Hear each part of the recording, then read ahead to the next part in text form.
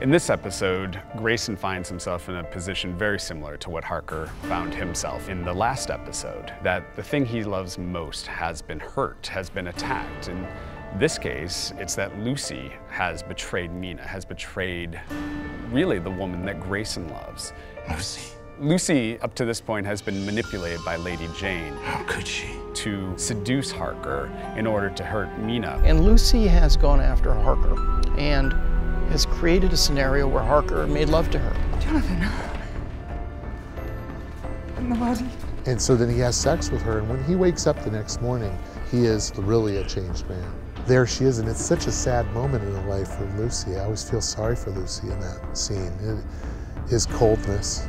He gets up and he gets dressed, and you see him begin to just look in the mirror and see this creature that's been tempered through the flames of this betrayal. And so Grayson, in an attempt to punish her, does something he hasn't done in several hundred years. He decides to turn her into a vampire. Hello, Lucy. Grayson says something to Lucy when he sneaks up on her in that sort of milk bath that she's in. You know, he says, "If you insist on behaving like a monster, then I'm going to make you one." You know, that line was written when Cole and I sat down the first time and worked out the arc of this first season. That line was written before the staff got together or anything. In a lot of ways, that whole story of Lucy is sort of moving toward that line. And it kind of explains why everybody he bites doesn't turn into a vampire, because that's not the way it works. But yeah, it's kind of a delicious moment in that milk bath. You wouldn't happen to know anything about the disappearance of Browning's 2 children? What is it to you? Nothing. And if our plan should fail as a result, I'll hold you solely responsible. Once they're back on track, Van Helsing realizes, oh my gosh, what do I do with these kids? He's sitting here and he says, okay, well, I can't go through with this revenge thing that I've been working on. I've got to stop that because we're back on track with the resonator. Is everything in order? Indeed, it appears so. And so we shall have our grand demonstration.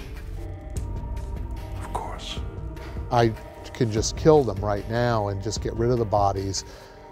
And what would play out then is 2 missing children. And it would probably be a lot more merciful than what he actually has in store for them. To kill the kids would be actually the merciful moment. That is actually one of his big moments, to bring himself to really do that, because it's not what Van Helsing is. So here he has these 2 little children, and he raises that hammer, and all of a sudden it's like, you know, he's gone too far down the road. He has to see it through, no matter what happens, no matter what it means. It's this terrible fate.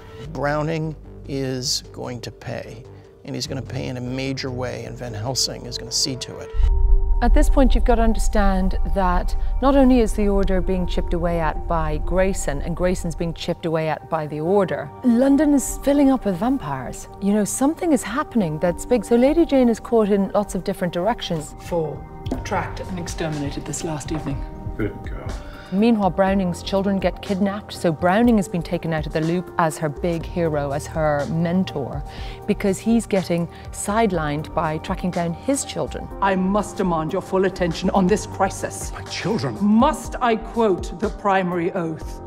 So she becomes the head of the Order, pretty much, and it all rests on her to be able to find the master vampire, find the fell one. Above all, this must be contained, no matter what the personal cost. And then in next week's finale, she learns the most horrible truth. And she has to suffer for her wrongs and her beliefs and her hope.